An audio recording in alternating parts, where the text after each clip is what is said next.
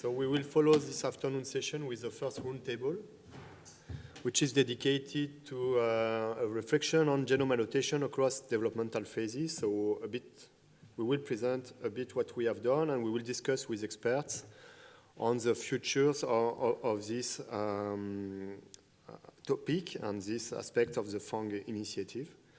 So today we are 6 persons in the panel. So each one will present himself or herself. So I will invite Megan, if you are here, to present yourself. Hello, can you hear me? Yes.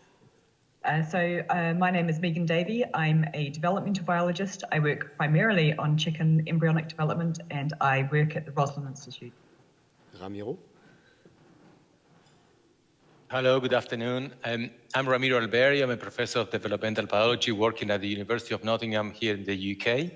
And my main area of work is developmental aspect of livestock species, with primary emphasis on the pig as a species, but also with some work in cattle and in sheep. Dan? Good afternoon, everyone. My name's Dan McQueen. I'm a professor in fish genomics at the Roslin Institute. I'm the co-coordinator of one of the sister projects to GeneSwitch, AQUAFAANG, which just recently ended. So thanks for inviting me onto this panel. Looking forward to the discussions. Thank you, Dan. And Huaijun? Yeah, my name is Huaijun Zhou, so I'm a professor in the animal science department at University of California, Davis. So I'm the program director for the FAM pilot project, also currently leading the US cattle FAM project. And then my primary research interest in chicken, but also I'm involved in the pig and the cattle and the ramelfish FAM project. And Gabriel, who is on my left. Hello, everybody. I'm Gabriel Costa. I'm working in the University of Liege, and also on the BovReg consortium on the functional notation of the bovine genome. And finally, myself. So I'm Hervé Acloque. I'm a genomicist and a cell biologist at INRAE in France, and I'm deputy coordinator of the GeneSwitch project. So we will follow with, I will follow with a small introductions, if we can get the slide again. Yeah, the next one. I get it. Okay, so yeah, the idea of working on genome annotations across developmental phases is to include a bit this informative black box we have on the function of genetic variants during this time period that we don't know clearly how they are important to build organism, either for conserved stages that we observe in all the vertebrates, like the one you can see on the slides, which is named the phylotypic stage, where all the vertebrates present the same structures, in anatomical same structures. But after, this structure will evolve, and you will clearly see differences between species, like you can see on the picture between chicken and pigs, but it can be true for all the species. And after, we can see differences within a same species between individuals. And these differences can be explained during the later phases of development after birth, but these differences can also occur due to the actions of genetic variants or other effects like the environment during prenatal birth, so during fetal or embryonic developments for the birds. And so the idea to work on this is to better understand this black box and perhaps to use it at the beginning to improve the animal selections and breeding. But it may also be of interest for many different communities working either on developmental biology, evo-devo field, and biomedical research, and so on. So that's the reason why we are here together to discuss about it and how to do it. So just briefly to summarize some main results from the 3 first H2020 projects working on functional annotations, because the 3 projects developed a part on the developmental aspects. So this is just a map made by Gianni De Vos from Wageningen University in the GeneSwitch projects, where you can see that the methylation of genomic regions is moving during development in animals. So here in pig, you can see 2 tissues, and you can see that this dynamic is a bit different from one tissue to another one.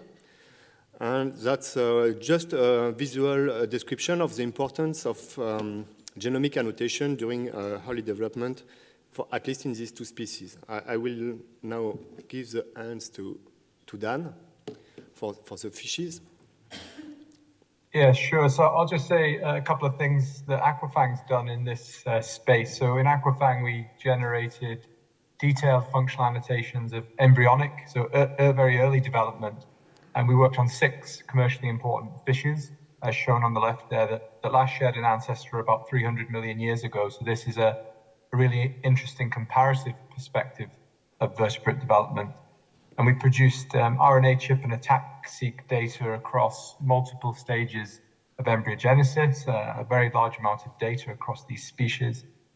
So our data is capturing genome activity during key developmental transitions or switches, including when the zygotic genome switched on for the first time, gastrulation, segmentation, when the tissues are being formed and the body plan of the adults been patterned.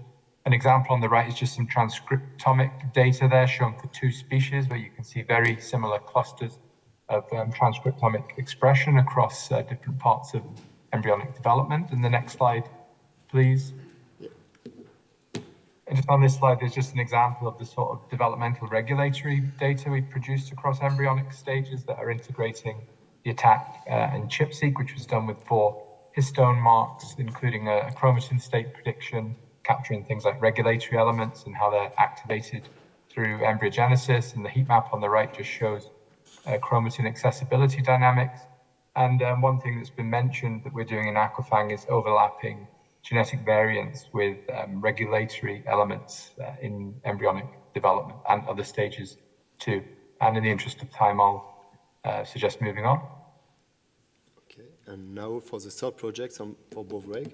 For BovReg, we are focused on postnatal tissue. We don't have fetus tissues or before birth, but we decided to focus on different populations, as Emily mentioned before. And we also have individuals that are right after birth, juvenile and sexual mature. And applying all the different assays that we did for the functional notation, we could indeed see that we have differences on gene expression, transcripts and isoforms, microRNAs that could only be detected on the neonate animals and not on the juvenile and adult animals. And from chip-seq and attack-seq, we could see that we have active enhancers. The repertoire of active enhancers on the different ages is very different, especially in liver, which is the example that I'm showing here. And when we look on the different accessibility of the regions comparing neonate, juvenile, and adult animal, we can see that we indeed have a difference.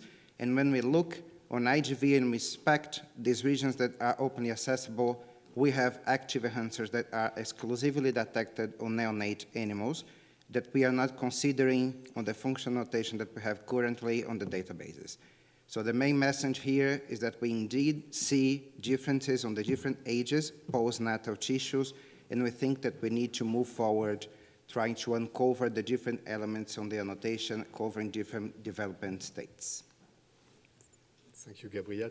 So finally, we all see that this developmental information, either before birth or after birth, is important to better understand the building of phenotypes from the genetic or environmental informations. And the next step is really to see how we can improve this work. And for that, we thought that it's really important to connect with other communities and from different fields, and one that we have to work with in this case is the developmental biologist.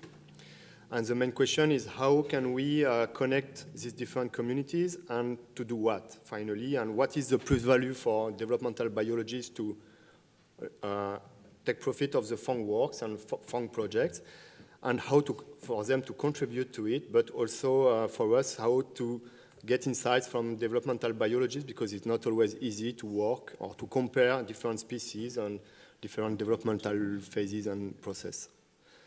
So I just remind to the people online that you can, all the people can ask questions or contribute to the discussion. So do not hesitate to write on the chat. I will let the hand from, to Ramiro now just to explain us what it can expect from this work on genome annotations, what it can help to better understand the main questions we have in developmental biology.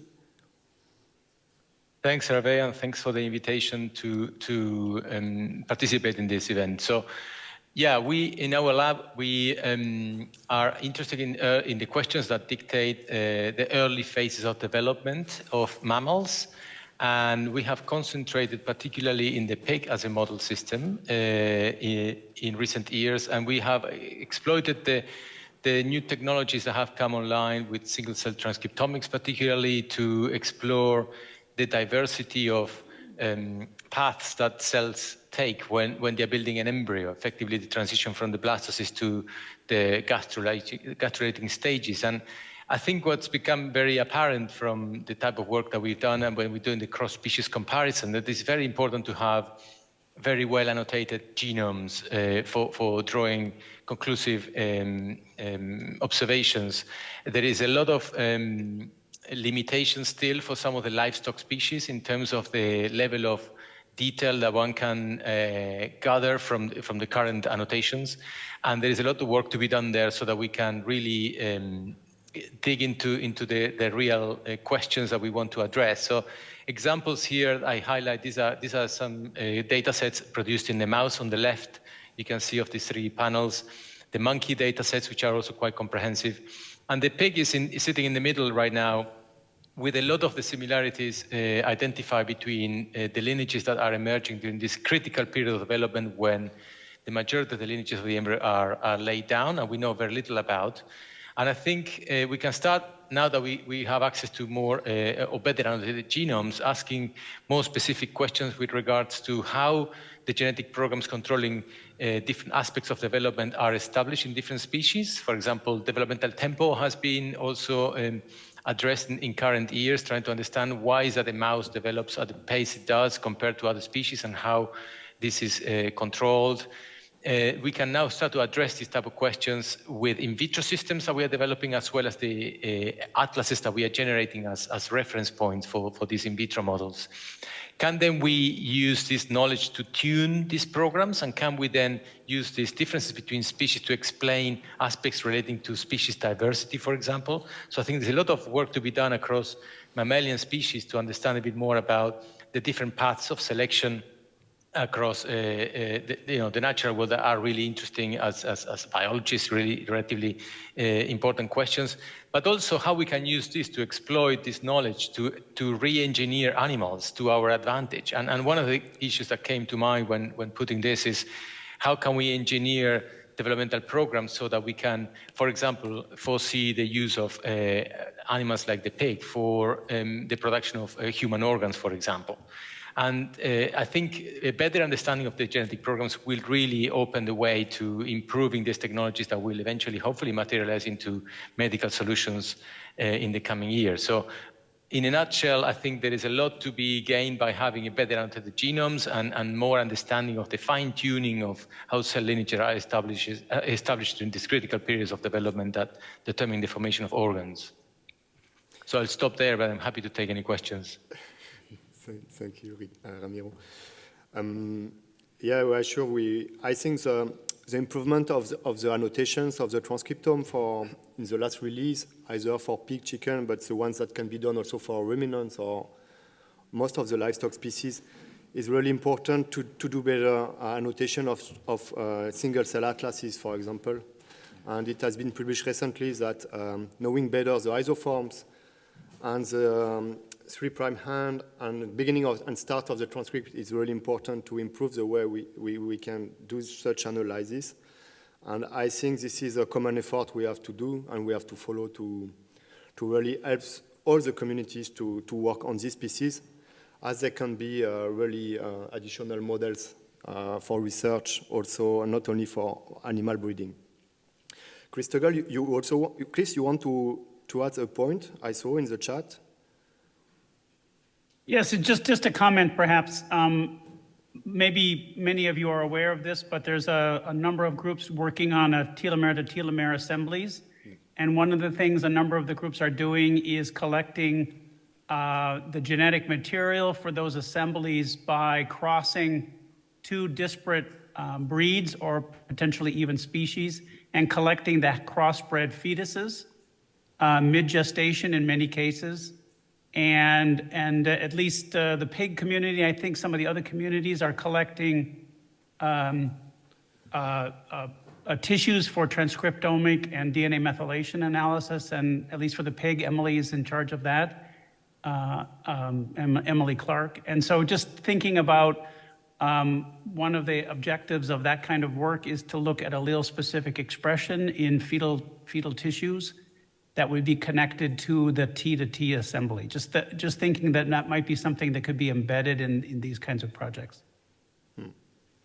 Also to study the contribution of parental haplotypes to the building of tissues and adult phenotypes, no? It's a bit the idea of this.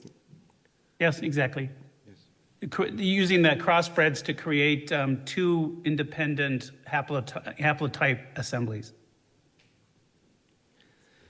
And the other point, perhaps in link with Ramiro contribution, is how we can develop the link between the different communities. Megan, perhaps you can explain a bit the egg workshop you started to propose to mix developmental biologists and genomicists working on chicken. Of course. So I think that GeneSwitch and other programs which have been looking really at the gene annotation of the embryo are enormously powerful, not only for kind of model developmental biology organisms, but to really understand how traits arise, through domestic selection.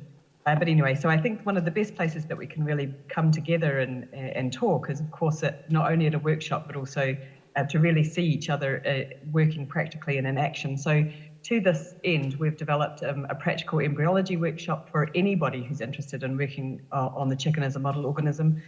We'll be trying to hold these every 2 years in Edinburgh at the Roslin Institute, where, amongst other things, we will have talks from the people doing functional genome annotation, as well as the developmental biologists. So you can really, I hope, begin to understand each other's languages somewhat and see where we have crossovers and places that we can really contribute to each other's science.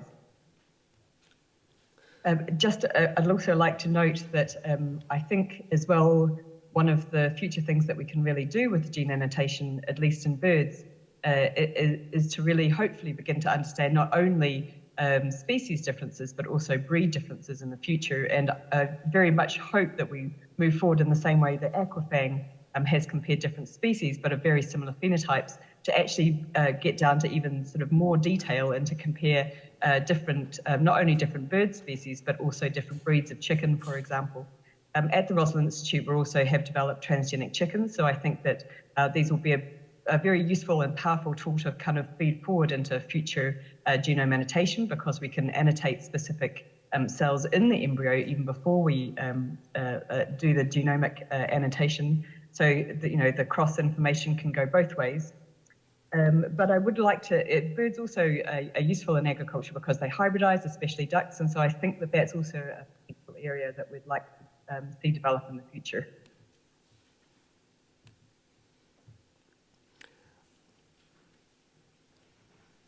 So I don't know if there is any comments on the chat. No. So the second point, time is moving too. So the second point, we can come back to the slides, please.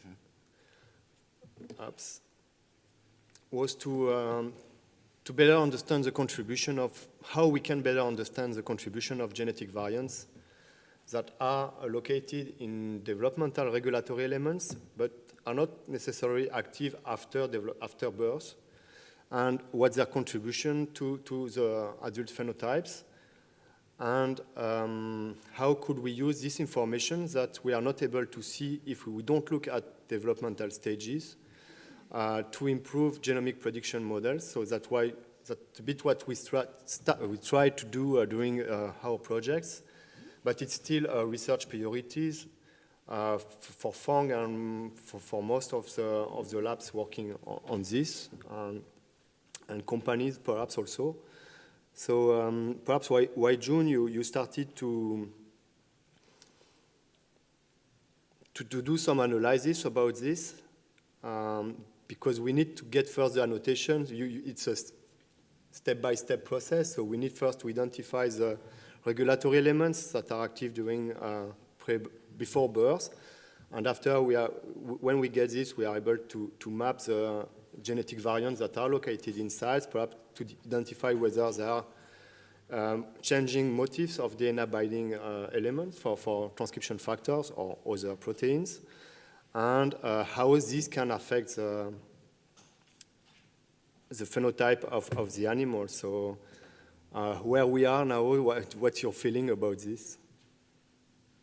Yeah, I mean, this is a really great area, particularly, this in the different development stage, how those gene expression from a single gene to the gene regulation network changed. Basically, if you look at any specific individual, so their DNA sequence and nucleotide sequence are exactly the same. But what happened is epigenetic regulation. So that will be important to understand for the specific genes or specific regulatory elements. So the functionality of such as enhancer or maybe a promoter, so they can be a switch or change in their way from a very active enhancer maybe to the weak enhancer or even silent enhancer. Same thing for the promoter. Maybe also you can see from a switch between the enhancer and the promoter. And this will really provide a really nice opportunity to understand how the regulatory elements regulate those genes and the gene network. So those are the function of those tissues, behave in a different way. And also can look at the cross between the different species, because evolution could have a significant role how conservative of those gene regulation across different species and different development stages. This will provide lots of novel insights how gene regulation affect of the development of those tissue and organs, and also in much of the more of a specific, probably at a single cell level, to understanding the development biology. I want to stop here. Yeah.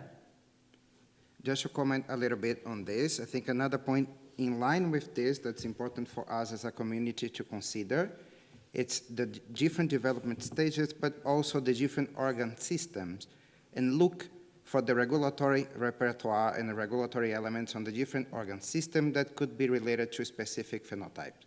It is a challenge to select which organ system would be related to the phenotypes, but we have examples in dairy cattle, for example. For mastitis, we know that we should not only look at mammary gland, it's more metabolic pathways that are regulating mastitis and affecting mastitis resistance.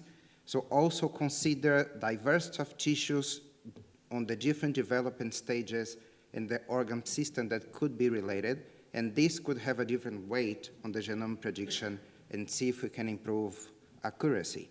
But how to select these tissues, it's a question for the whole community too. Megan, you also mentioned the idea to work on hybrids, so crossing species together, so to really look at the contribution of parental and maternal haplotypes using... Yes, we were particularly interested in this idea because they have different developmental tempos. So Muscovy ducks develop slightly slower than Peking ducks do. So, for these type of phenotypes and new phenotypes which are emerging to study that we, didn't think about studying before, I think these hybrids would be quite useful. Just to comment on the last speaker who was talking about which tissues we should study, I think this is an enormously huge problem because, of course, in the embryonic development, we don't necessarily have the final tissue that you would want to study anyway. So I think in many ways it might be good to take a more naive approach and to be able to study these developing tissues, perhaps by using tissue markers, which we can select in transgenic embryos in order to isolate cells rather than just taking skin or a gross level. We may be able to be more precise using transgenic animals in the future, I think. And so this is a good, nice transition to to the next, the last part of this roundtable, which are the future directions we want to take to improve genome annotations during developmental phases. And so within FAANG, so Huaijun asked whether we can work between task forces to do that, or we have to create a new ones to develop projects as a community effort, so by coordinating how resources and objectives to do it efficiently. Huaijun, you mentioned 2 GTEx projects from the NIH that are ongoing. Do you have more idea about it, or? Yeah. So I can provide very brief information about this is in the biomedical field. Few years ago, so the NIH National Institute of Health, so in the US, so they initiated of these DGTEx. Basically, it's like current we are doing the farm GTEx. So it's look at the tissues, connect all the tissues from a human across 4 to 5 different development stage, and try to understand gene regulation, gene transcription, And then, so last year, so NIH funded a new initiative from non-human primate development, DGTEx. So indicated how important of this development GTEx. Basically, initially, the primary only focus on the transcriptional regulation, just look at the RNA-seq in the different development stage across different tissues. And then now they try to look at, have a more investment into more of functional annotation. So look at ataxic, single cell ataxic, because look at the chromatin accessibility, probably DNA methylation. And maybe there will move to seems like it's a moving target to see, it's a functional annotation of the regular elements might be very important to add to the just RNA-seq and ataxic, yeah. And so it's not so easy to study all the tissues and to look at all the time of developmental time. We saw that depending on the species, it's a short time or it's a wide time. So from the cow, it's like 9 months, I think, of pregnancy, and for the bird, 20, or the mouse, it's 21 days. So to finally reach the same, not exactly the same maturity of organ development, but close to. And so how can we, this is a question to everyone, how can we really decide how to do that? So which tissue, which stages, what are the ones that are of most interest for us? And how to be consistent between groups if we want to do a community effort, so to study the same stages all together. I think Alan have a question. Alan. No. Yes. Yep, coming. Yep. So I think one of the challenges for future directions of genome annotation in our species of interest, well, apart from anything else, the number of species that have already been mentioned has grown quickly. We're talking about hybrids between species. We're now talking about developmental time courses by species, so we're in sort of 4 or 5 or 6 dimensional space and infinite funds in order to deliver it. I suspect the brutal reality is that the current NIFA FAANG projects and the Horizon 2020 FAANG projects may be the last ones where we will have significant scale generation of assay by sequence data that can be used generically for functional annotation. So I suspect going forward, in some respects, we maybe need to go back to the original model for FAANG, which was somehow we have to coordinate the efforts of many different people who are doing an experiment, say, on some developmental transition, who are generating data that could be used for annotation, and somehow capture that data so that it can be used for annotation. And you were talking earlier about building links between developmental biology communities and genomicists. But I think the critical thing is, how do we capture the data that could be used for genome analysis from these experimental groups, as it were? And yeah, huge challenge. Yeah. So we will, perhaps? No. One is missing. So. I mean, if you like, the genomicists are used, I mean, data sharing and putting the data in the public domain is kind of hardwired into the genomics community. How do we get that mindset into experimental communities, as it were? And how do we develop a system whereby they can flag that they have a data set that could be used? If I could add to what Alan just commenting on, that's a huge area in all of biology and all of data analysis, I would say. It's incredibly important for agriculture as well in the US, because there's been a directive that all agriculturally funded research, as well as all research at the federal level, will have to be open as of at the latest, probably the end of 24, maybe 2025. It's not completely sure, but this has galvanized a lot of people to discuss how we're going to make data open across all of ag research in the US, and it's not clear at all. Yeah. So I think it would be great if we begin that process, and we have a great starting point with the data portal that we currently have. And the last point to conclude, I think that, and I missed the last slide from Megan, but it was a nice slide showing that we need tools also to do the validations, either by using spatial transcriptomics to really see the location of gene expression, to do genome editing to validate the contribution of causal variants, either in animals or in cell models. And really, for that, we need to, again, to try to work together. And this is the idea of the Eurofang infrastructure, by the way, that was presented before by Emily. And also with the ones that are in other continents, trying to put in common what we are doing. So we have yet finished, so it was really short, but we have to move on. Thank you. Thank you all. Thanks to the panel contributors.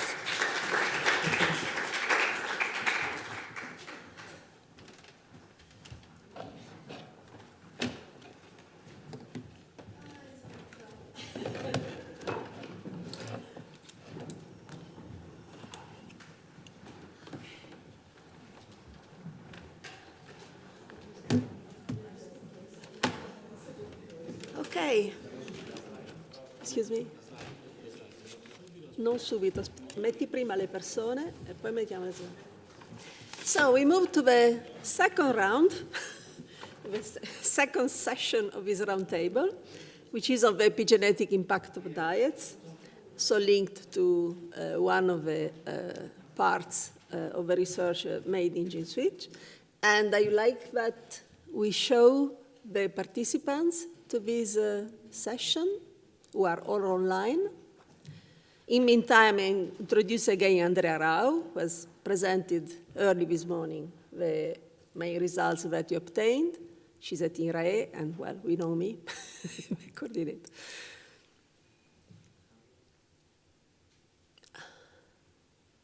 So can we see people online?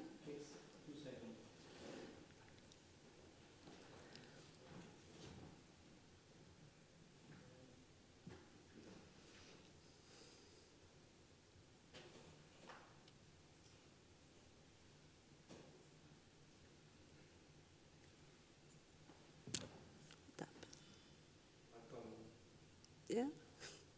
Oh, here we are. Okay, so we have these 5 people, including Jerry Wells, who is co-leading this session of a roundtable with me. And I would invite each of you, please, to introduce yourself briefly. So we can start again with Jerry, and then I will call one by one. I'm Jerry Wells. I'm a professor and chair post-microbe interactomics at Wageningen University in the Netherlands. Thank you. And co-leader with Elisabetta of Work Package 5. Thank you, Jerry. Carlos? Hey, can you hear me? Yes. Yes. I'm Carlos Guerrero Bosagna from Uppsala University. I am an associate professor in environmental toxicology, and my specialty is on epigenetics and environmental exposures. Thank you. Peter Knapp? Hello, I'm Peter Knapp. I work in commercial pig breeding for quite a long time now. Right now for the Pig Improvement Company, PIC. A few months ago, I met Elisabetta on another conference, and she said it would be nice to have you in this particular roundtable to give a bit of an overview of how the breeding industry thinks about all this kind of stuff. And I said, well, that would be interesting, so let's give it a try. Happy to be here. Thank you. Chris? Yes, I'm Chris Tuggle. I'm a professor at Iowa State University. I'm interested in epigenetics and immune response in the pig. Co-coordinator of FAANG along with Elisabetta, Huaijun, and Emily.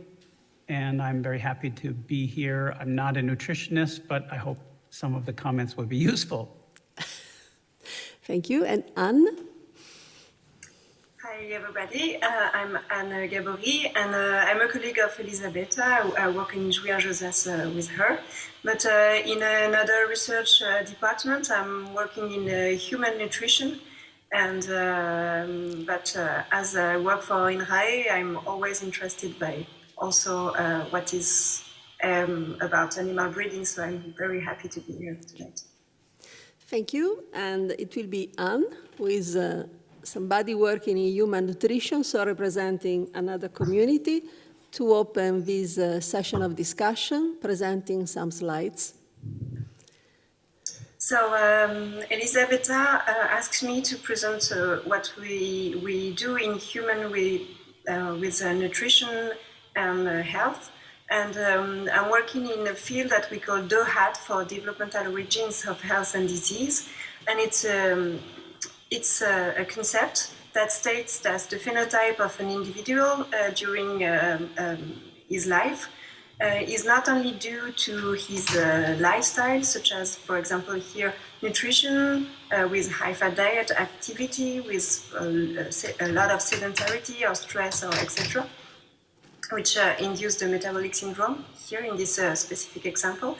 And it's also a component of genetics, but at the scale of the population, the genetics only have a small part of the variance explained. And if you can move the slide, the concept of DOHAT, I cannot move the slide myself. Can you just go on with the slides, please? Yes. Oh, okay. So the DOHAT concept postulates that the environment during development, such as toxic exposure, maternal stress, or maternal diet, can condition the individual to develop this phenotype in adulthood. And it has been reported very early in the 1960s with animal models of maternal undernutrition. And then it has been popularized as the Barker theory. Can move the slide, please. With a study based on low birth weight babies, which have a high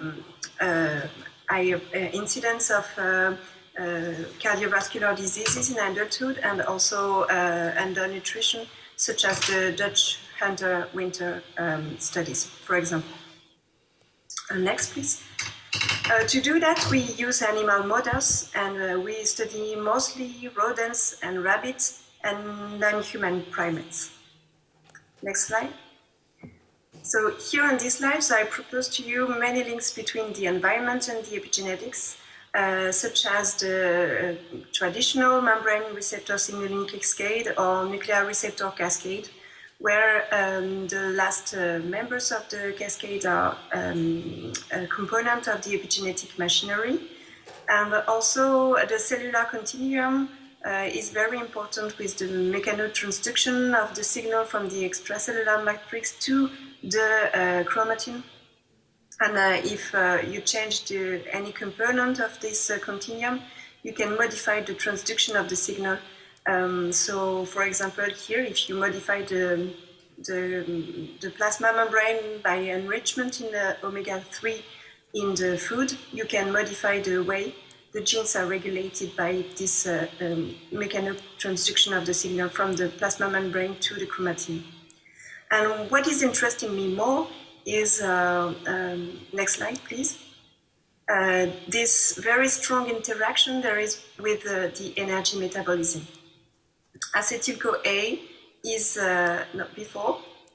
acetyl-CoA is the universal donor for acetylation. And in the folate and methionine cycles, there is the S-adenosine methionine, which is the universal donor for methylation.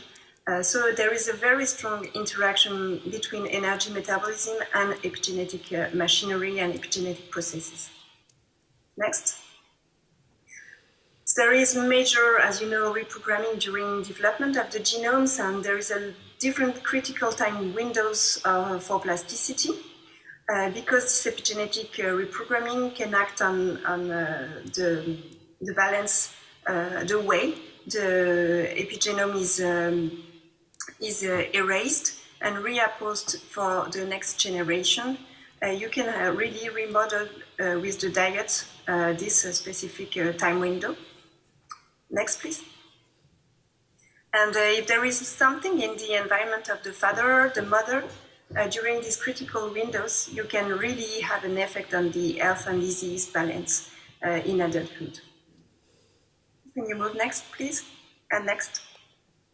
So as the epigenetic marks can be the support of the memory, because they are copied from one generation of cells to the other generation of cells, they can be kept from the early environment to adulthood and keep the memory of the early environment. And finally, the last slide, I want to just emphasize that this is true, of course, for humans, but also for animals. And this environment during development, preconception, gestation, and postnatal life is really, really important for shaping the phenotype in adulthood. And move last, please.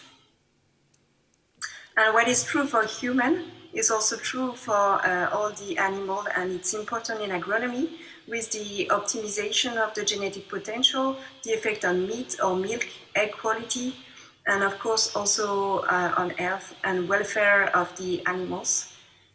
And finally, it's very important to take care in the industry, agronomic industry, of the food quality, heat stress, breeding management, and they all can have an effect that can be here positive for having optimizing the effect in agronomy and in animals. So for food quality, we think about lipids particularly. This is what I study in human, but also what is the subject of here you had in gene switch. The fibers, they can modify the microbiotas, and these microbiotas have a lot of metabolites that can act on the epigenome, shaping the epigenome during development of the embryo, whatever the embryo, if it's an animal or a human embryo. And thank you. Okay, thank you a lot, Anne, for this introduction. So we take again this topic on development, following up from the session before as well. And we will try also during this discussion to keep always the parallel between animals and humans, also thanks to your presence here. So we have organized 3 items of discussion to move on. The first one is to be handled by Jerry Wells, who is online. And so I would give the floor to Jerry for the first item of discussion that we plan. Yeah, thank you. Thank you very much for the nice talk, and Gabory. I wanted to ask you really about the reversibility or irreversibility of epigenetic effects, because you know we do see these clear signatures. We see differences in chromatin accessibility. We see gene set enrichment, differences in pathways, and they make sense in terms of what we know about the metabolites generated by the high fibers. But do you think we are seeing a weaker signal 10 weeks after the piglets are born because it's reversible, they were all on a low fiber, or is it not known? Is that something we don't know? I think it's something we don't know. In an animal model, for example, where they saw that a low protein diet have an effect on the phenotype in adulthood, that they saw that there is modification, reduction of methylation in adulthood. And they tried to give some folic acid either during gestation with the mother having a low protein diet, or to the offspring during puberty. And what they saw is that there are more effects to give folic acid during puberty than low protein diet itself. So I think the trouble is there. It's depending on the time window you affect the individuals during development or during puberty, for example, you can have different effects. So the reversibility is not so evident.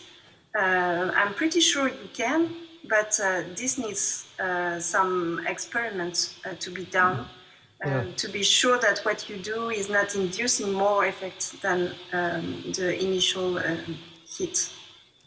Yeah, I was also thinking within a tissue, I mean, you have adult stem cells, so maybe, that's the point. Yeah, maybe they, in the regeneration of tissue, which could be slower or faster depending on the organ, you may lose an epigenetic effect. It just depends. Yeah, I'm pretty sure there is something to do with the stem cells of the tissues, but this is not formally proven. In the research papers are not completely clear on that point, because stem cells in adult tissue is not so easy to keep, to collect. And but I'm sure there is something to do with the stem cells. Okay, thank you. I'd like to move on and ask Chris Duggle a question now concerning the implications of our study for the physiology of the target organisms we looked at. Also, those effects we saw on the immune system, where the high fiber diet reduced the immune response pathways, so all of those collective pathways in that ontology group. What do you, I mean, we can think of consequences for that, you know, inflammation could, over-inflammation could damage tissue, and this sort of thing. But what do you think could be pursued further from the results we have in work package 5? Well, and as far as I have seen it over the last 2 days, there's been a lot of progress in collecting the information, the epigenetic information, but these are primarily at a bulk tissue level. So one thing that a number of groups are working on, and there's been a few papers out on the tissues of interest here, as well as some gene atlases in multiple species, that single cell analysis could help bring you closer to the effect of the epigenetic regulation at the cellular level. And I think that's something that could be very useful. I did notice that you're doing some deconvolution with existing data, and I think that will be very helpful. I could add a little bit in terms of specifically on the immune side that we are publishing, well, we're collecting and we're analyzing, we hope to publish next year, analysis of all circulating immune cells in the pig, and there's other work, similar work in other species. So that could help you interpret the data more precisely. These are from healthy animals under a normal diet.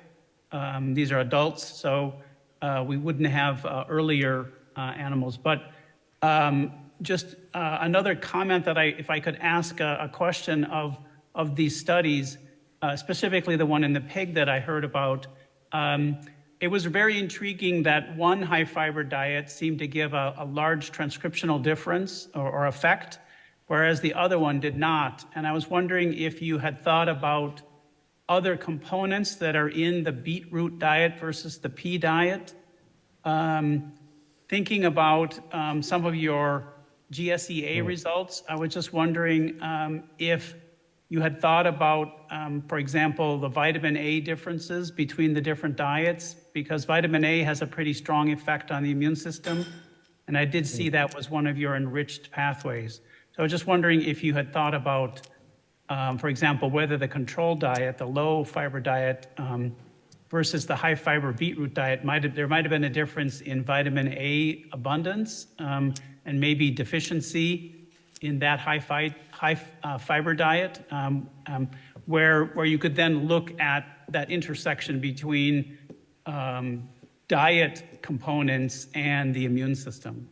Yeah, I mean, it's a really, really good question because, yeah, we're not perfusing the gut with purified short-chain fatty acids. That could be one way to address the specificity of those for epigenetic changes, and also transcriptional changes in development or postpartum. But I mean, I guess there could be differences in those sources of fiber, indeed. So maybe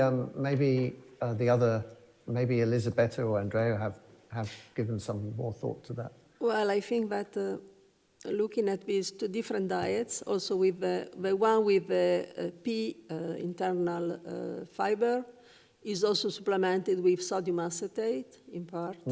So, I mean, we have a situation where overall we see that more fiber makes quite a strong difference in terms of terms, let's say, against the low fiber. And then you see a myriad of differences between the diets. And we could spend months to look at this. So we try to extract what was in our feeling the most interesting and that we plan to publish. I don't know, Andrea, if you want to add something to what I said.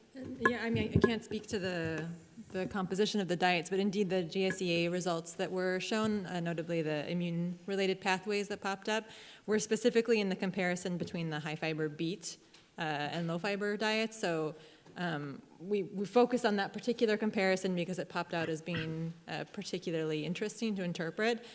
But to be honest, I can't say whether those same pathways popped up with the pea fiber diet. I don't have those results fresh in mind.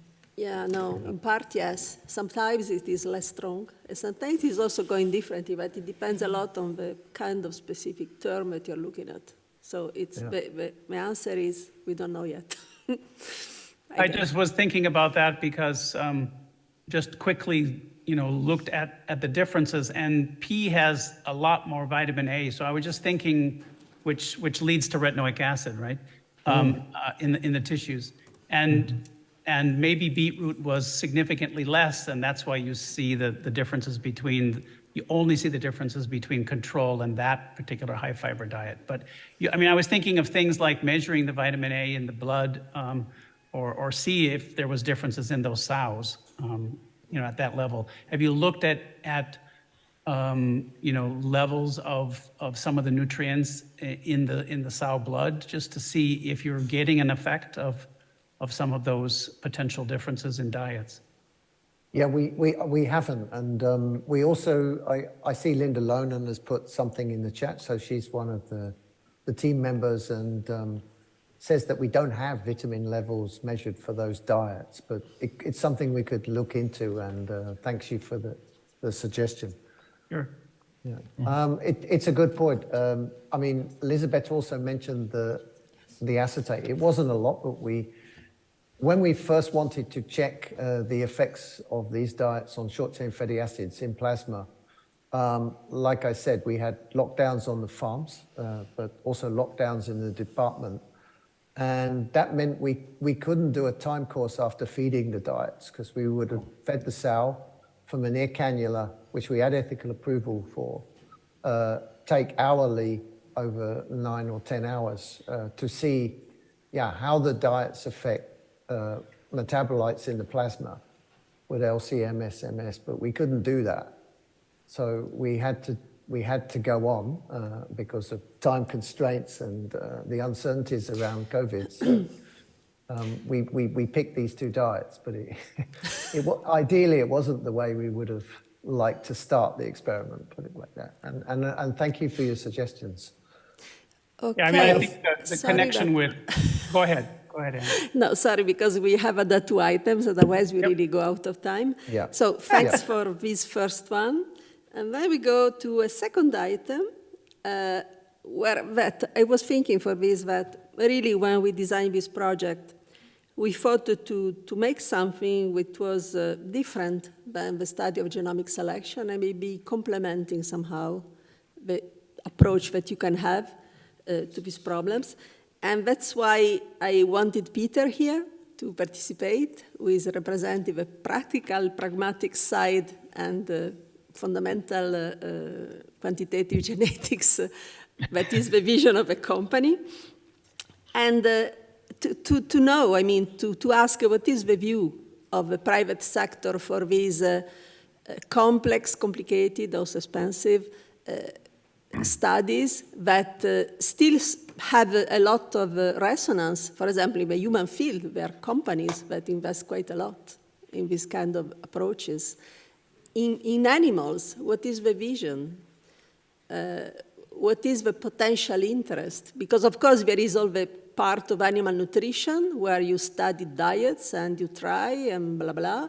But then how does this match to genomic selection and what we should do? I mean, versus towards the future, sort of. Yeah. Well, the main take-home message for me from these 2 days has absolutely nothing to do with epigenetics.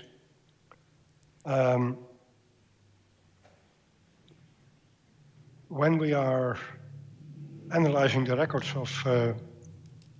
of traits in young pigs, in young piglets, things like growth rates or mortality or fetal maturity. Fetal maturity is becoming a hot item in pig breeding.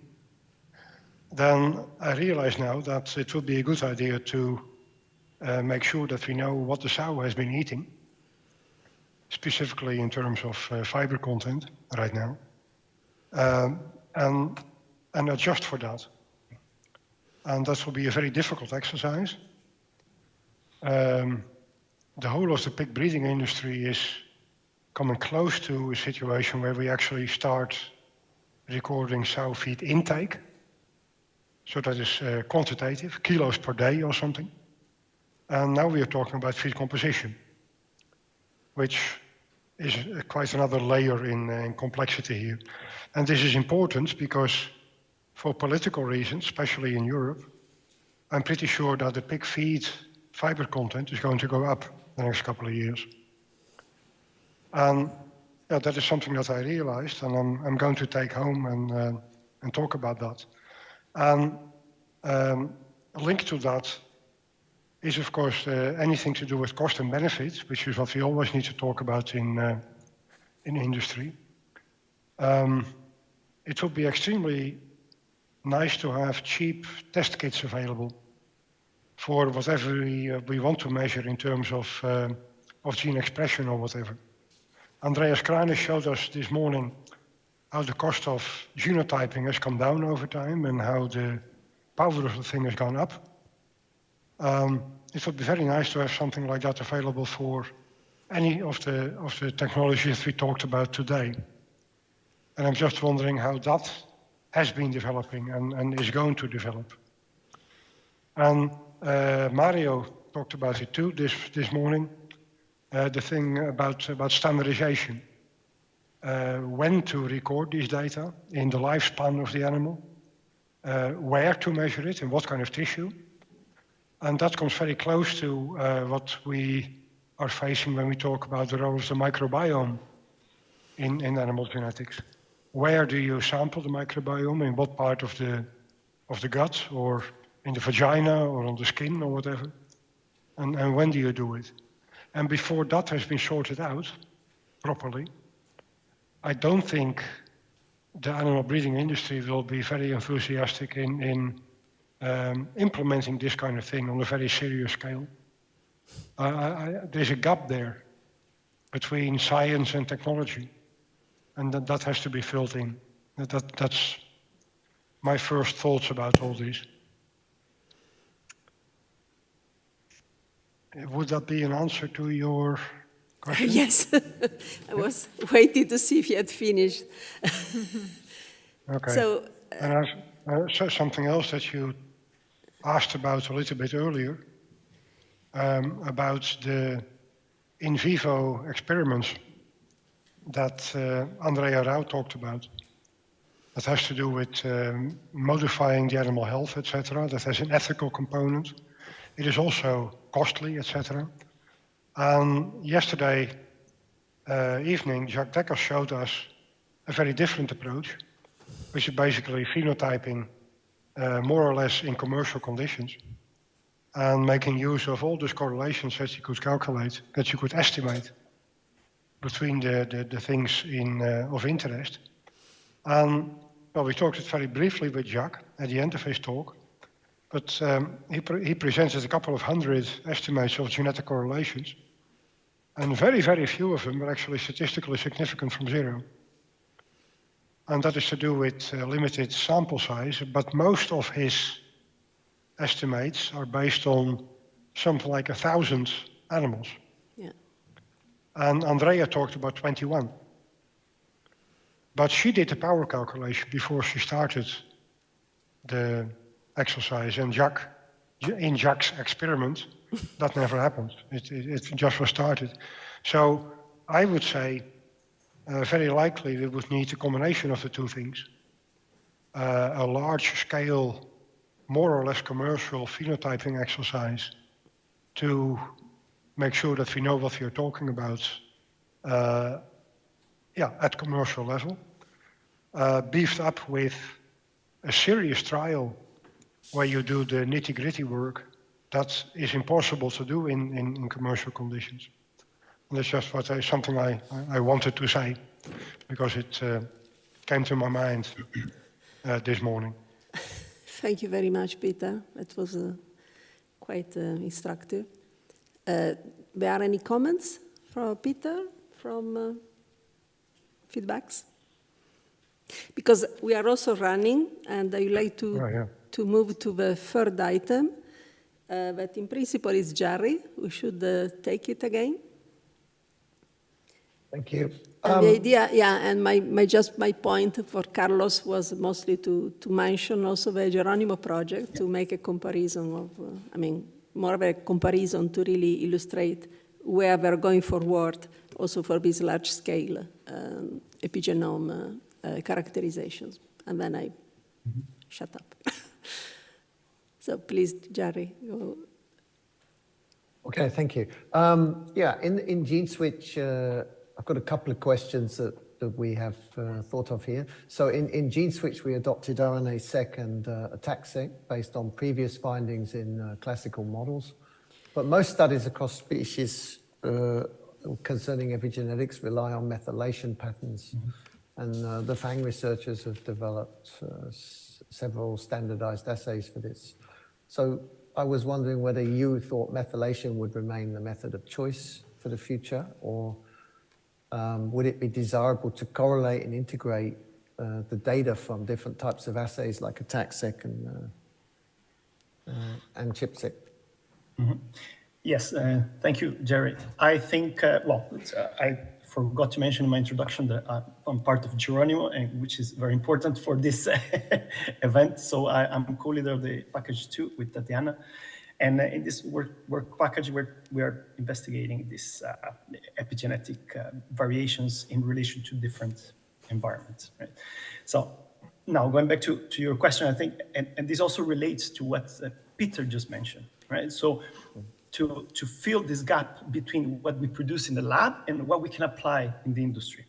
And I think within Geronimo, from the beginning, we were thinking about what can we do? How can we try to bridge this gap from going from the bench to actually apply something in the production environment? And now, having said that, I agree with you, Jerry, that it is very important to have this integration of these different levels, such as attack sequencing, microRNA, mRNA, histone modifications, and DNA methylation. But I think this is very important from a biological perspective, but from an applicability perspective, from the perspective of bridging the gap between the bench work and production, I think so far the method of choice will still be methylation. And the other reason that I think about this is because, well, what we have discussed in these previous panels here, or in the previous discussion, which is the importance of early developmental stages. So how, and in that sense, I think the best way to track big changes among developmental stages and across generations is to focus on the methylome, actually. Another thing we discussed yesterday was also the importance of the methylome to infer changes that can be transgenerationally transmitted. So the methylome also gives that ability to investigate changes that can be transmitted to next generations. So I think so far, the best approach is the methylome. Now, to bridge this gap between development and applicability, and this is something that we talked the other day, I think it's important to move to methods that are able to capture this and to be fit to the reality of production animals, in which we're not talking about tens of animals, but we're talking about hundreds or thousands of animals. Right? So within Geronimo, because of this idea, so we are applying a method that we developed in our lab, that we're trying to investigate the methylome in reduced genome, in reduced parts of the genome, to try to bridge this gap.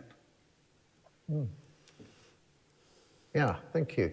I fully agree what Carlos said about analyzing the methylation is, I think, the only way you can do something large scale in the industry, and that's really a very, very important point. Okay. And I'm just not aware of this, so this may be a bit of a naive question, but are people also using induced pluripotent stem cells and protocols for differentiating them into different tissues as a way to look at regulation during development? Yes, they are, but in Geronimo, this is not the approach we have taken, but we do take the developmental approach in the sense that we stress, in chickens at least, we stress early in the development the very early stages of the chick, and then we follow across development even until they are aged, and they finish their production lives. We are investigating methylomic change in different organs and even in different parts of the brain.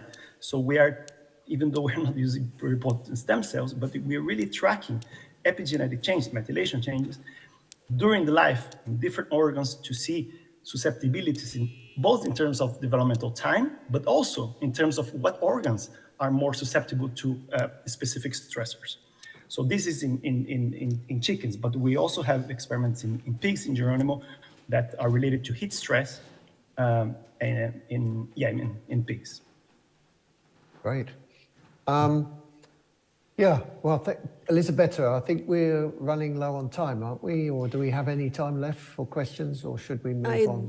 I think we are running out of time. 3 minutes late, and we should give space to the next session. Yeah. So we can. So on behalf of Andrea, Elisabetta, and myself, we thank all the panelists for joining the discussion today. And thank you for those interesting comments. There's also some additional comments in the chat if people are interested to look at those. Thank you. Over to you, Elisabetta. Thank you a lot.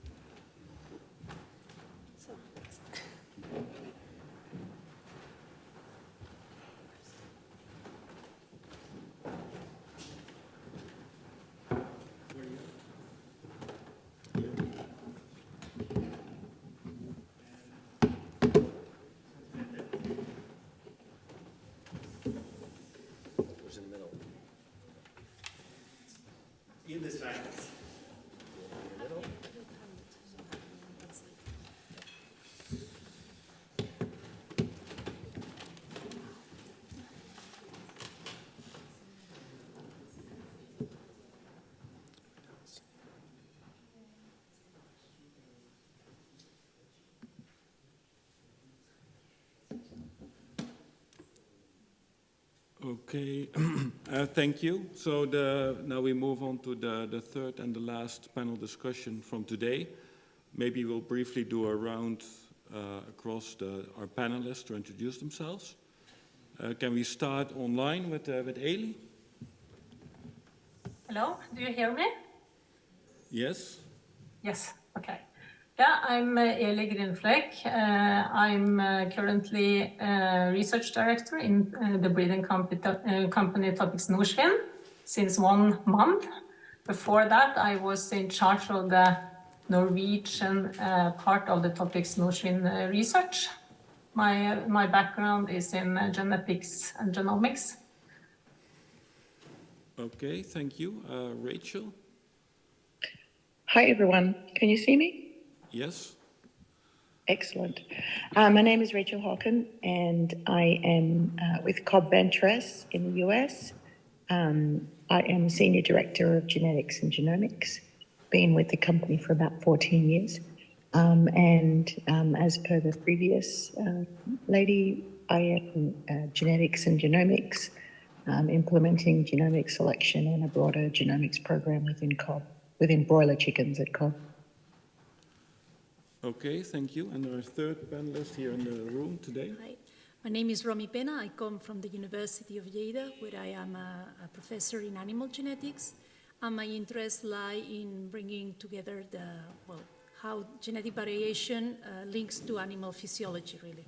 Not my interest or my specialty doesn't lay on genomic selection, but I will be glad to add something to the discussion.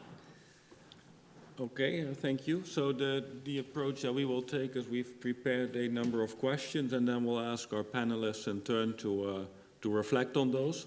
But please, if there's anything else, given that what you've heard maybe earlier today or yesterday from the presentation that you would like to reflect on, then by all means do so. Well, I'll just read out the questions. Maybe that's better than showing them on the screen. So the first question is, given what you've heard, oh, there it is, yes. So given that what you've heard, what we've done and the results that we've presented, so for which traits or specific traits and or applications do you foresee added benefit of the use of functional annotations in genomic prediction? And let's start online with Eli. I can say that already we benefit from the project, I would say, by identification of deleterious alleles in all our lines. So that is already a benefit that with the functional annotation, more information, we can more directly find the functional mutation, and we can use it for in the breeding program, or we can use it in mating advice. And it's actually sometimes difficult to discover these little alleles because we have the crossbred production and we have the mixed semen and so on. If you're for the application, so now you are also asking how we can use what you said today. When it comes to improving the genomic prediction. I think that Marco Bink nicely described how we have been trying to improve the accuracy of genomic prediction over time with more density of the SNPs, sequence information, PCAD score, Q-tail matrices, and so on. And we have been, I would say, disappointed many times. This look somehow more promising for sure. But I also saw that the gene expression is the one who are explaining a bigger part of the genetic variation, which also makes sense to me. And I totally agree with you, Mario, and also what Peter said, that it's really difficult to apply before you have tools. And really the cost is going down. So maybe that is quite a longer shot, I would say. What I would be very interested in is also to see, it makes totally sense to me that more information about more functional genomic information will increase the accuracy over time if you use it in the right way. And that could be for some traits that are difficult to really extract the genetic causes, the genomic causes. Low heritable traits, it could be to increase accuracy for crossbreds. It could be to increase traits that are that they have phenotypes with on animals with a large genetic distance, for example. We have small reference populations, but we can increase in, I would say, difficult situations. But I have faith in the FAT score, and it was very interesting to see the presentations today. Okay, thank you. Rachel, would you like to reflect on this? Absolutely, and thanks for the invitation to be able to be here and give my opinion.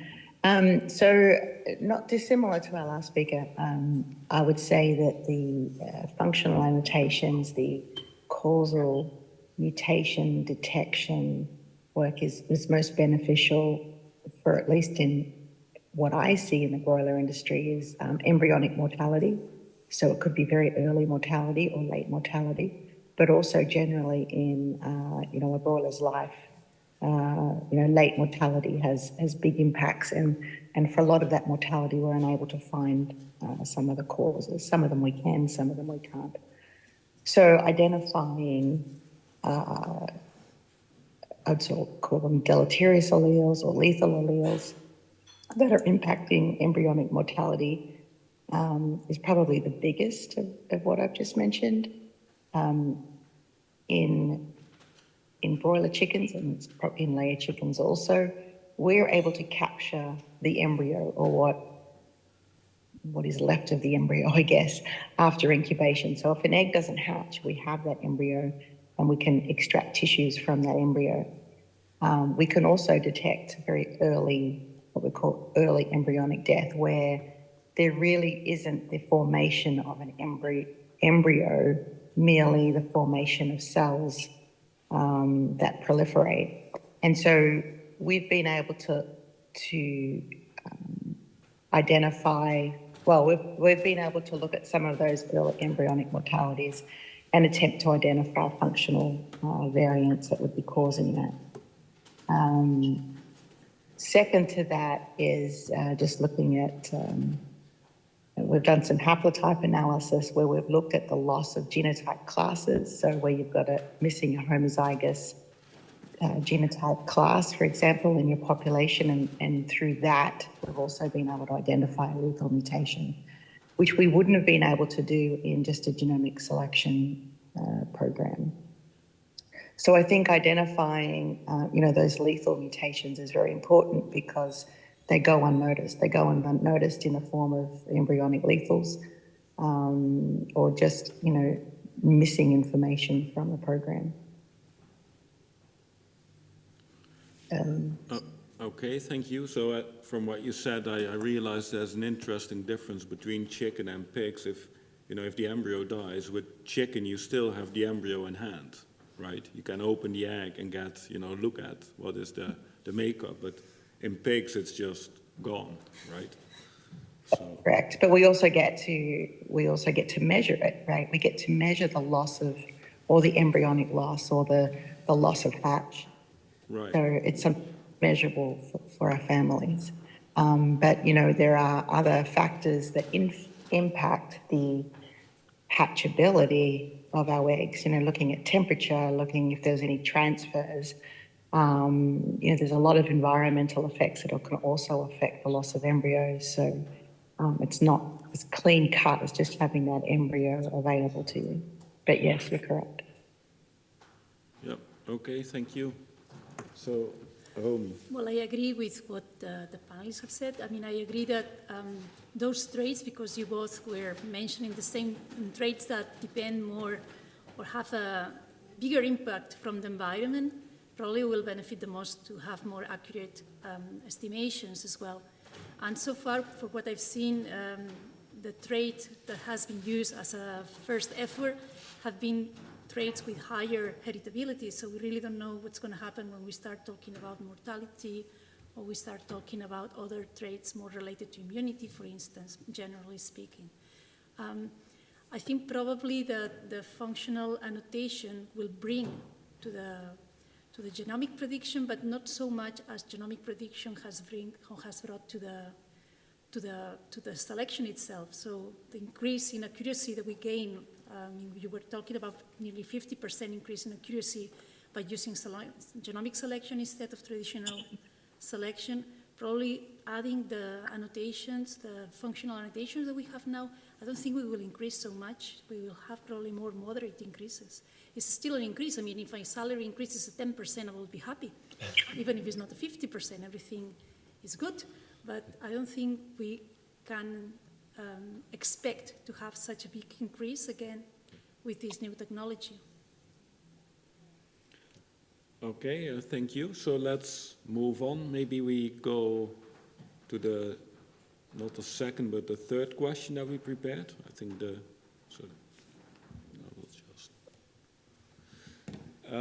because I think that actually from what has been said, the second question was probably partly answered already. So the third question is, which approach is more promising? So in GeneSwitch, we have been looking at genomic prediction using prior functional information, where the functional information is basically at the genome level, applies to the entire population, but does not necessarily give insight in individual variation, versus the approach to use in genomic prediction individual omics, like the example that we gave on the gene expression, that is measured on the breeding population and the individuals in there itself. So maybe this time we start here in the room at Romy. Or if you want some more time, you can go to the others. I find it difficult to answer this because, well, you also need to have into account that many times 5% or 10% of the variants that you find in a population, in one specific population, are private. So you need that information, even you need to put some priors on that as well. Even though these are variants that you might not find in other populations, at least that happens quite a lot in pigs, where you can find variants that are only shared between one or two populations at the most. That's a set of population variants, not all of them, of course. So I think using this prior functional information is important, but I don't see why, because I'm very naive, I don't see why you cannot build in tiers of information. I don't see why you cannot get to an agreement of a way of combining the information. That's because I'm not the one pressing the buttons on the computer. Okay. Yeah, I think in principle it should be possible to try and stack things on top. And actually in the example with the gene expression, what we try to do is, well, what we predict with SNPs, that's breeding values, and that's what a breeding program is, sort of the core of a breeding program. So there's a risk if you add something else, like the gene expression, that takes variation away from the breeding values. And then if you only focus on the breeding values from the model, actually your prediction may become poorer. So we sort of pulled a trick to make sure that everything that's associated with the SNPs goes in there, and anything left was then explained by the gene expression. But in this case, you're using the SNP to answer a question, which is the gene expression. Gene expression is an intermediate phenotype which hides heritability usually. So in a way, you're using the gene expression as a proxy or as a phenotype to answer another phenotype, which is your production trait, isn't it? Yeah, I think in some of the models it's sort of intermediate. It's really modeled intermediate between the genotype and the phenotype. Yes, yeah. And that has some advantages, many advantages, with respect to a prior functional information. It's more, well, of course, it's individual. Yes. Yeah. Well, I think if you just read the question on itself, which approach more promising, I think then I may go for the second one, but I would like to hear the comments from the panelists about whether it's also realistic. If you include cost in it, then which one is more promising? So maybe some thoughts from Eli or Rachel. Yeah, maybe I can start. Probably, yes, the second one is more promising to really catch or to improve the genomic prediction more, but I think it's not realistic in the near future, I think, because of the cost and because of the tools available. So in that way, the first point is probably more realistic to get to be able to do in the near future.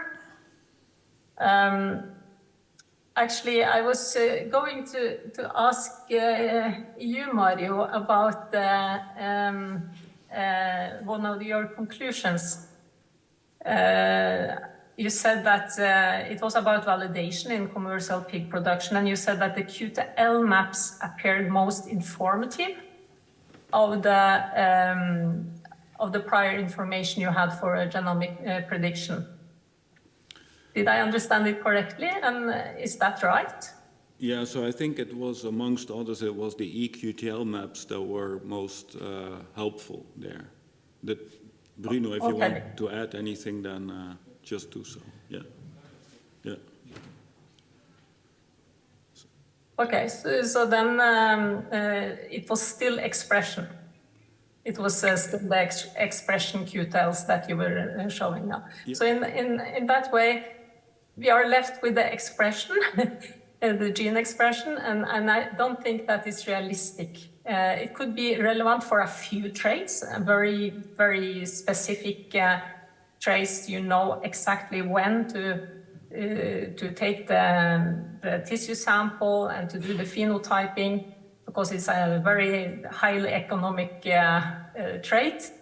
But for a routine run in the breeding program, I think it's far away. That's what I think. Yeah. So maybe it's good to point out that the eQTLs that Bruno used in this FAT score approach, they were derived from those 300 pigs that we sequenced, and the RNA-seq was determined from these individuals. So that was not on the individual level scale in the population where we did the validation in. Okay. Right. Okay. Yeah. So that's interesting. So that what this then is, let's say, a functional annotation approach, and then you could do it on just a limited number of individuals in your population, and then use that in your prediction and the rest. So yeah.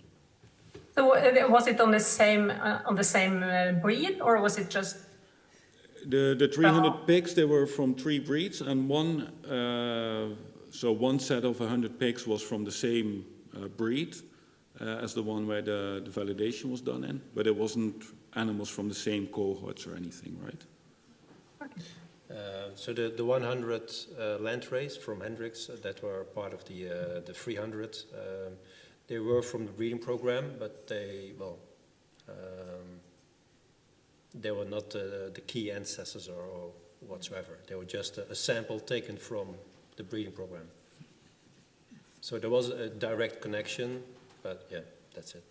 So from that perspective, I think you could think about doing dedicated experiments to find EQTLs and then take that information into this FAT score approach.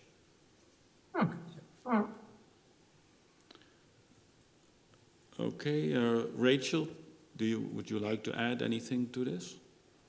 Yeah, look, I don't have much to add. I agree with the last speakers. I think when we're looking at other genomic, other omics measured in the population, at the moment I see it just as very expensive and difficult to do on a routine basis. It's nice to do it on experimental populations or small populations, but when you're talking about the large populations that we have for our breeding program, I haven't found, and maybe other people have, but I haven't found an easy way to sample where it doesn't take a lot of people, a lot of extra people, and then we can also get the data back in a time period that allows us to do the selections. So, yeah, when listening to these comments, it struck me that probably if somebody had said 20 years ago, you will be genotyping hundreds of thousands of animals in your breeding program, that people would have asked like, do you really think so? So exactly, you can't do it until you try, right? Yes. Yeah. Okay, good. Is there anything else that one of you or maybe somebody in the room would like to add or ask or throw out there? Is there anything you missed or? Well, something that hasn't been mentioned is how this information can be fed back into the commercial tools that we have nowadays. Because we are, for instance, in PIC, we have been using certain panels of a SNP for a long time. Well, it seems like a long time. It's not such a long time, probably. But probably needs to be, it would be good to have them renewed. And I think that information that the FAANG community is acquiring will be important to do the next selection of SNPs. Yeah. I think Eli already alluded a bit on that based on CAT scores or other information they have selected or they have found SNPs that are relevant for deleteriousness and they have been put on the SNP array. So I think the companies, they do have this opportunity to renew which SNPs to put on a commercial array. And in that way to utilize information that is coming available from these kind of projects. Yeah, I think that's a very interesting outcome as well of this project. Anything else from Eli or Rachel? Alan has Alan? Okay, well, Alan Archibald wants to add something. Yeah. Go ahead. If I understand what I've been listening to during the day and also during this discussion, I think I'm hearing that gene expression data is the most useful additional data, although I'm not entirely sure I understand what you mean by the gene expression data. But if gene expression data is the most useful data, then one of the key outputs on the ENCODE project was that promoter functionality explains most of the variation in gene expression. And I assume promoter functionality must be related to promoter sequence variation. And therefore, presumably, building a tower of assumptions here, presumably variation in the SNPs in promoters ought to be the most useful for improving selection decisions. Do the data support that in any way? And just a quick additional comment. Romy's quite right that expression data is basically an intermediate phenotype. So using expression data, you could argue, we'd be going back to phenotype-based selection. Yes. Does anyone want to? I don't feel qualified to answer to this. So. Does anyone have anything? Wait for the microphone. Maria, you make me walk a lot.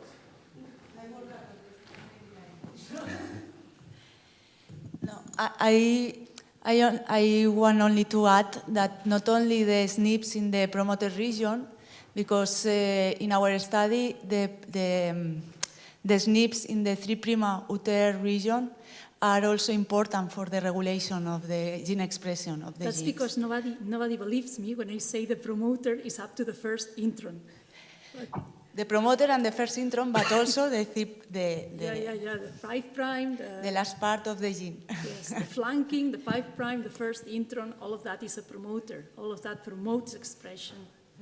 But I don't know, because we have this ancient idea that it has to be the basis in front of the starting site of transcription. And it's a discussion I had with friends for a long time. So thanks for confirming it. That's another Carlos. You want to comment? Yeah, so just a quick comment that in Geronimo we're not using, we're partially using SNP panels, but also a lot of our work uses GPS. So the idea is that we aim to identify new SNPs that are not yet discovered, and this is a good point, that this is not biased only to the promoters. There's no reason for us to be biased to the promoters, right? So the idea is that we need to be more open to find SNPs that are markers that might be important from a regulatory perspective, but they are not in promoters. They can be in enhancers and other regulatory regions. So I think we really have to think about methods when we use this. We do these experiments in farm animals, because there is an urgent need to get out of the paradigm that the SNPs are only relevant in promoters. And just an extra little comment, also we need to embrace the complexity of the genome in terms of other aspects, such as copy number variations, for example. So in our experiments, we have determined that, for example, chromosome 16 in chickens has an enormous amount of copy number variations, and how are these related to production traits? I mean, nobody knows, but of course they might be important too. Okay.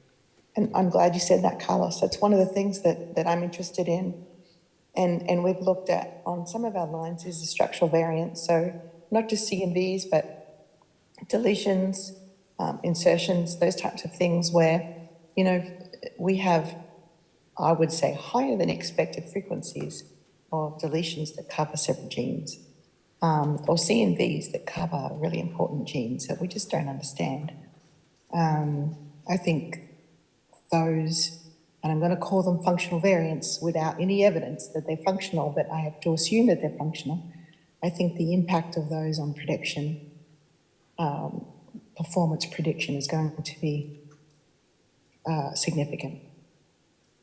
I've got no data to back that up, except to say that we have a CNV in our population that we do know about. It causes loss of egg production, and also it's a feathering phenotype where we identify what we call slow and fast feathering, which is also the sexable trait that we use to separate males and females at hatch.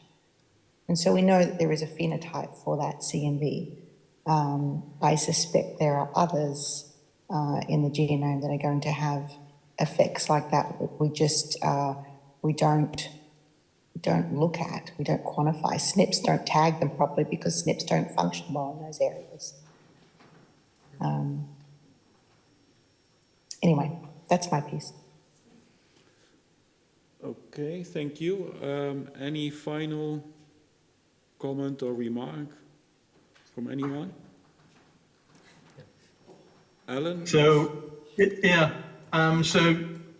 Genomic selection, now 20 years old really, the theory anyway, and has delivered arguably a step change in selective animal breeding.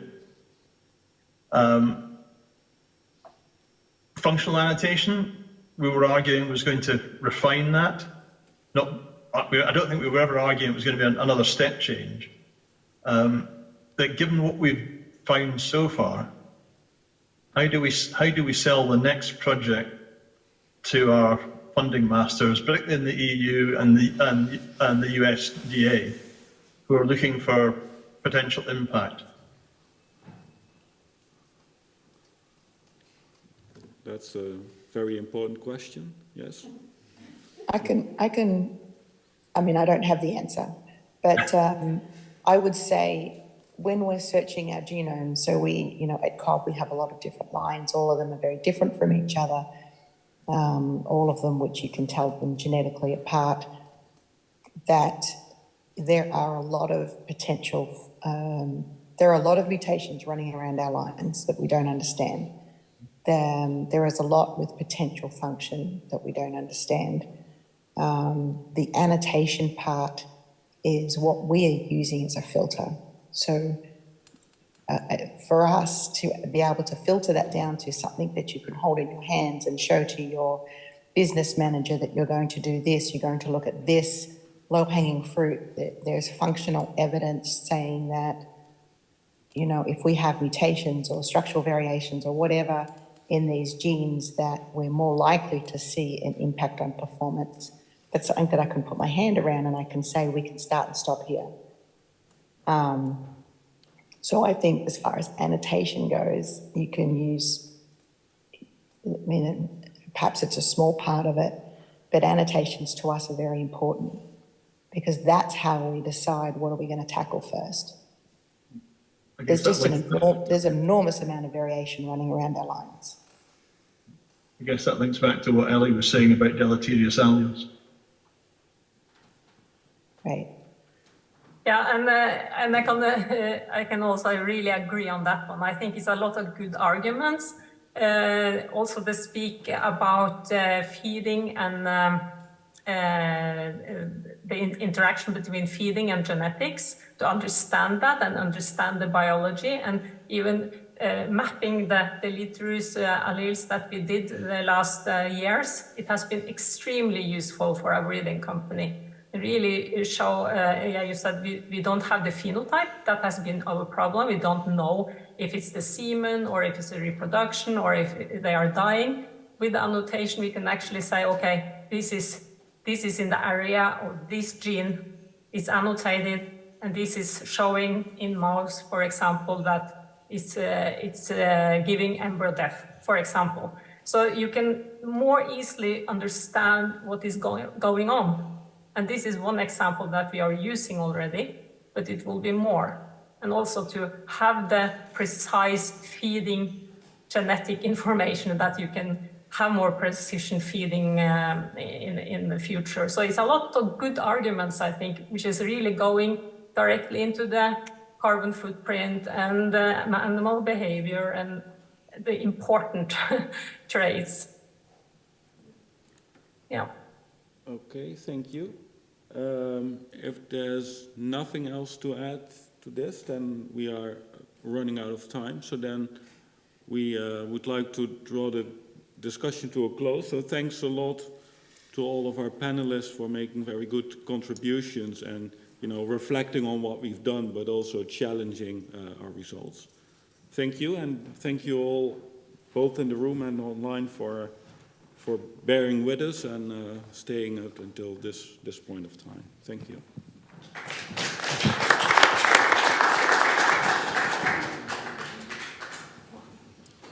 You're closing?